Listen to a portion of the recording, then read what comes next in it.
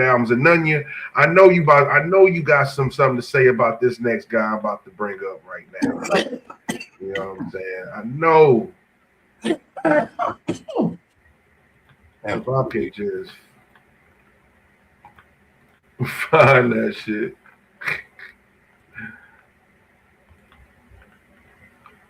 Oh, there we go. There we go, y'all. There we go. Oh.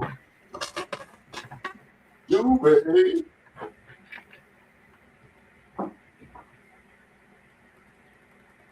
Let's go ahead and get that. Yeah, we got to talk about this, man, because we was talking about great albums, good albums, great bodies of work, and let's go ahead and dive into this Juvie album, Boiling Point. You know what I'm saying? I can say it's been a long time since, for me, I'll say at least. Let me just preface my comments by that. Shout out to Stephen A. But let me just say that it's been a long time since I've been anticipating the Juvenile album. You know what I'm saying? Like, he had a straight rollout for this album. He didn't, he's been talking about Boiling Point probably since last year when he announced this.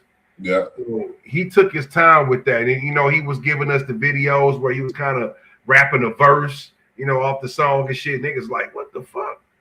Mm-hmm. So have you got a chance to dive into Boiling Point, man? Yeah, I'll listen to it. Okay. So what's your initial thoughts on Juvie? Did it live up to the anticipation? Did it live up to the hype, man? I ain't gonna lie, man. It does have potential to have album of the year.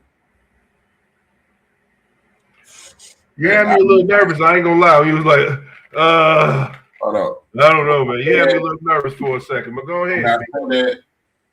I felt like this when the Snoop album came out because it's just so well rounded. You know what I'm saying? There's so many types of vibes on there. It's not just one style Juvenile. You know what I'm saying? And what the one track that really caught my eye, and I think he probably got, could be wrong, he probably got convinced by Khaled to do that track. That's Fuego. That's gonna put him through the fucking roof, boy.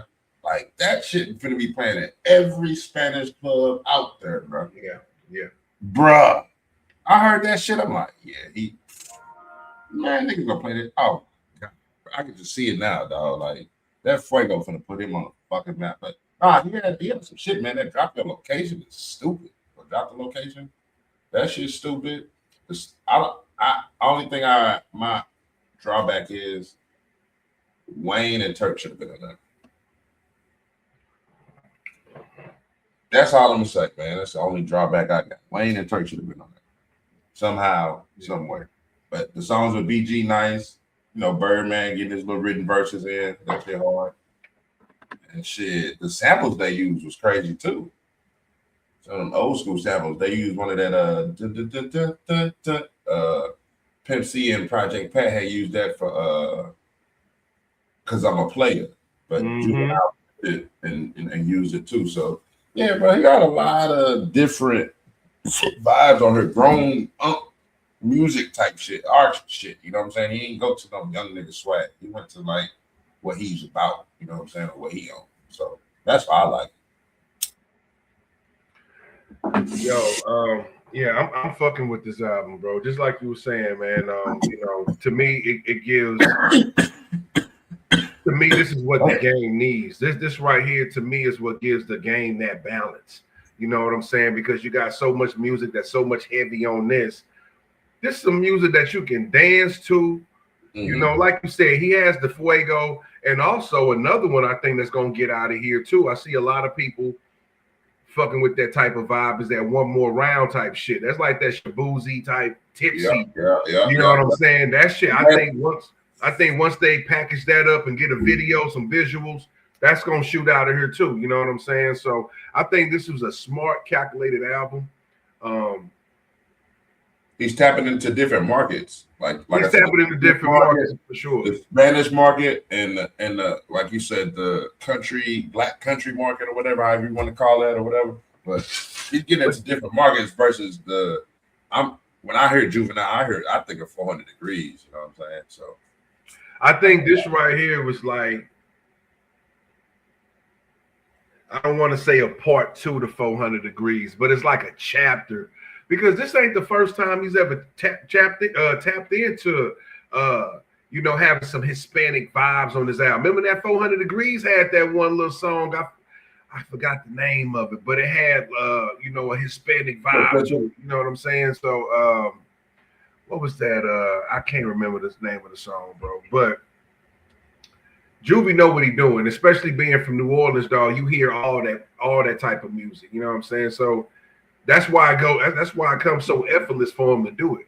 You know what I'm saying? He's been doing it. He's been killing any type of track he put in his face. But now, I just think he figured out the formula. You know what I'm saying? Again, I should say. That Big Booty Bitch is just like a strip club anthem. That's what you need, and then you got the remix with Megan Thee Stallion. I mean, man, that right there is gonna take it out of there. So he tapped into different markets or pocket. I would say not markets, pockets, or they could be markets too, but like strip club market, Spanish dance hall, or that's it. Country shit, or he still got the hood by the nuts. Then he got the grown folk song, you know what I'm saying, about laying the D, you know what I'm saying? So all the old aunties really reinvigorated by this nigga. So, bro, this shit hard, bro. That shit hard. Hey, yo, my man Nunya say, listen, Nunya, what's up, Nunya? You might as well let me extend the invitation, bro. You want to come up here, bro? Honestly, I'll send you the link.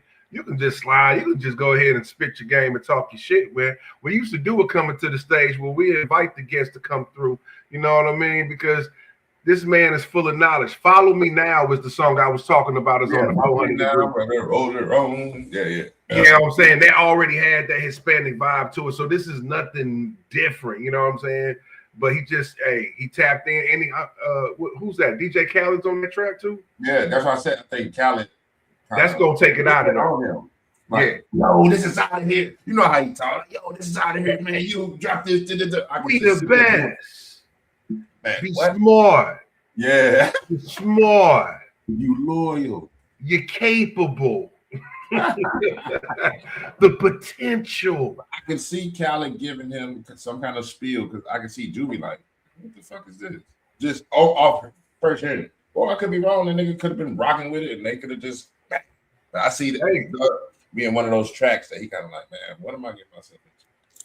And you could be right about that because I've seen Juvie on his latest interviews talk about songs that he should have did, but he passed on them.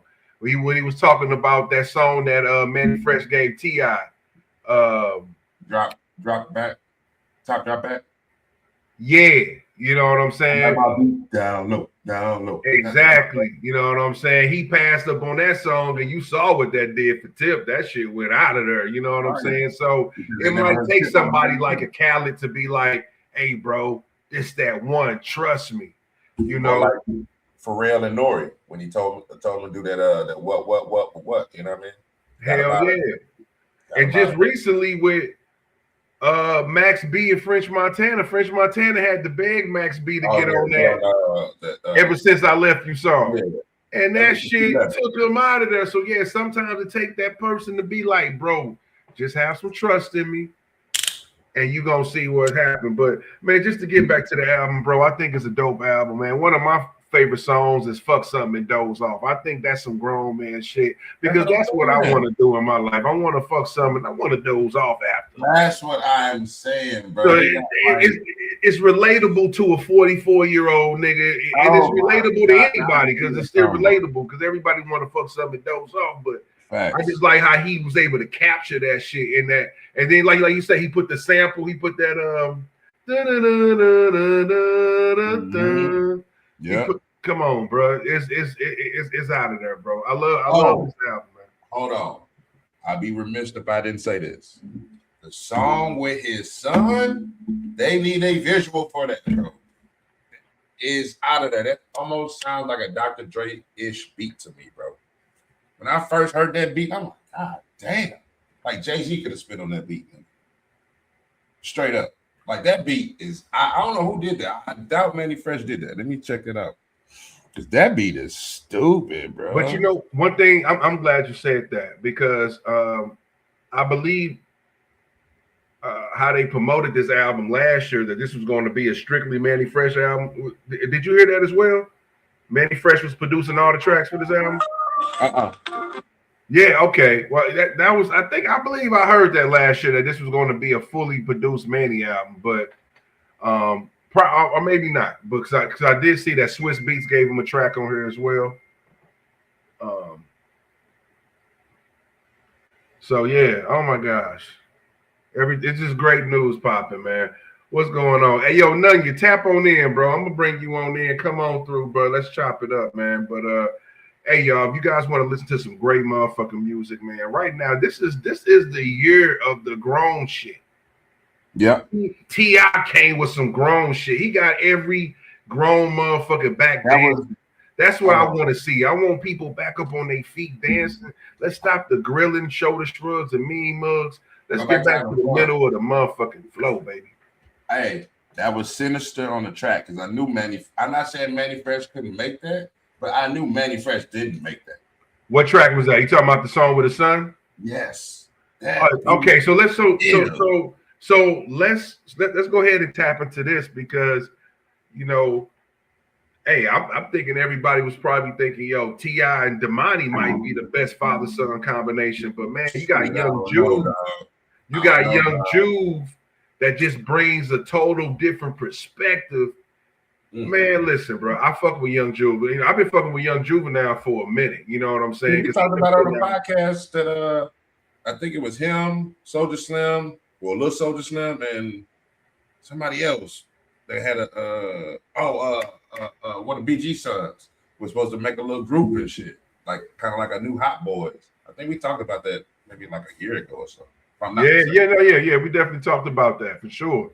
But yeah, Young Juve is talented. You know, it's not a nepotism type thing because sometimes when you got somebody who's famous, you know, it's easy for their kids to get in the game because of the nepotism. Actually, the dude is dope. Period. Even if Juvenile wasn't attached to him, dude is dope. Same way with BG son T.Y. The dude is dope. You know what I'm saying? Man, free T.Y. Man. Yeah, free T.Y. for sure. You know what I mean? But these guys rap differently from their dads. Well, T.Y. does kind of have a BG. Kind of resemble his pops. Yeah, he does. He does. T.Y. definitely resembles his pops, but Young Juve he's sort of like a Damani T.I. because he's kind of a little more poetic than Juvenile. You know what I'm saying? I don't know how many sons he has, but I know he got another son that goes by his rap name. He goes by his real name. I mean, that's what he has another son that goes by his nickname, Young Doogie. That's what they call BG in New Orleans. So he got another son, Young Doogie, and then he got T.Y. But I don't think I heard Doogie, his other son, rap. But I know listening to T.Y., like that little nigga there, man, he got it. That little nigga got it. Free T.Y., man.